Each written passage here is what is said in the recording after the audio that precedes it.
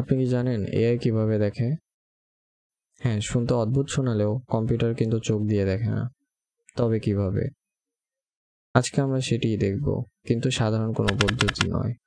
ব্যবহার করব yellow darknet, যেটি ইয়েলো 1 থেকে 4 পর্যন্ত সকল মডেলকে বোঝায়।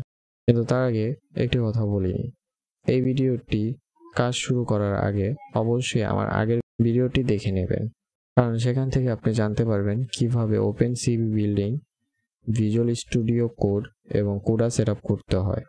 আমি সেই ভিডিওটির লিংক আই বাটনে দিয়ে দেব, উপরে পেয়ে যাবেন। প্রথমে আমাদেরকে অ্যালেক্সা এভি ডার্কনেট প্রজেক্টটিকে ডাউনলোড করে নিতে হবে।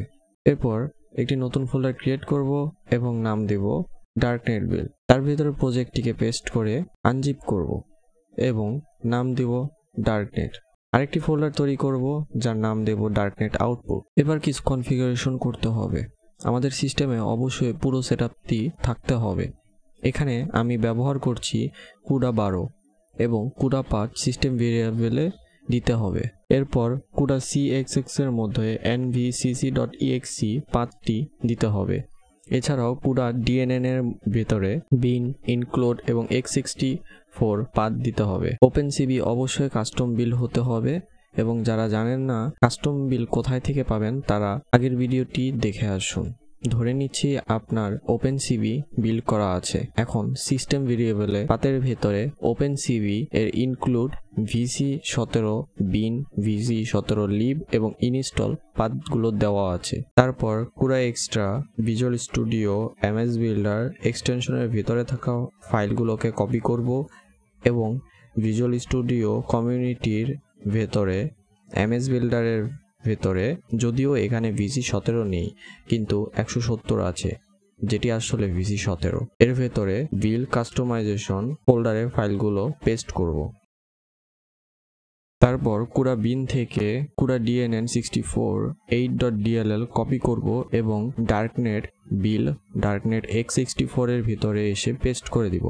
এখন ওপেনসিভি বিল্ড ইনস্টল x64 vc17 বিন এর ভেতরে থাকা 3টি DLL, যেমন ওপেনসিভি ইমেজ, ওপেনসিভি ভিডিও ffmpeg এবং ওপেনসিভি ওয়ার্ল্ড, এই সবগুলোকে কপি করে ডার্কনেট x64 এর ভিতরে পেস্ট করে দেব। তারপর কোডার ভিতরে বিনের ভিতরে qblast6412.dll ফাইলটিকে কপি করে সেখানেই পেস্ট করে আবারও রিনেম করে সেটি 12 থেকে 11.dll করব, কারণ আমাদের ডার্কনেট কুডা 11 চায়।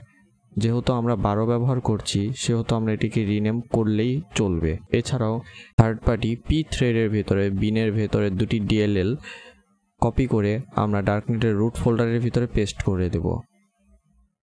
শেষে ভিজুয়াল স্টুডিওতে প্রজেক্ট ওপেন করব, ডার্কনেট বিল্ড, ডার্কনেটের ভেতরে থাকা ইয়েলো cpp.dll.vcx এবং darknet.vcx প্রজেক্ট খুলব এবং এর ভিতরে কুডা 11কে আমরা কুডা 12 করে দেব, অথবা আমরা যে ভার্সনটি ব্যবহার করছি যেমন 12.4 সেহেতু আমরা এখানে 12.4 লিখে দেব। এখন সিম্যাক ওপেন করব, ডার্কনেটের সোর্স ডিরেক্টরি সেট করব এবং output directory darknet output set করব। এরপর কনফিগারেশনে ক্লিক করব, জেনারেট হিসেবে ভিজুয়াল স্টুডিও কোড 19 অথবা 22, এরপর x64 সিলেক্ট করব। কুডা আর্কিটেকচার সেট করব জিপিইউ অনুসারে। যেহেতু আমি NVIDIA GTX 1050 Ti ব্যবহার করছি সেহেতু আমার আর্কিটেকচার ভার্সন 6.1, তাই আমি 61 লিখব। এবার কনফিগারেশনে আবারও ক্লিক করব, যদি সবকিছু ঠিক থাকে তাহলে জেনারেট করব। জেনারেট শেষ হলে আউটপুট ডিরেক্টরিতে প্রজেক্ট ফাইল তৈরি হবে।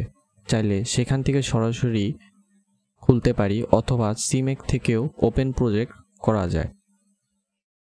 ভিজুয়াল স্টুডিওতে ঢুকে ব্যাচ বিল্ড ওপেন করব। প্রতিটি প্রজেক্টে রিলিজ x64 চেক করে বিল্ড দেব। যদি এরর আসে তাহলে ব্যাচ বিল্ডে গিয়ে সেটিকে আনচেক করে এবং আবার বিল্ড দেব। সব ঠিক হলে darknet.dll এবং darknet.exe তৈরি হবে। এখন DLL পাইথন দিয়ে ব্যবহার করা যাবে আর exe টার্মিনাল দিয়ে। টার্মিনালে আমি যে কমান্ড দেব হুবহু সেটি লিখতে হবে।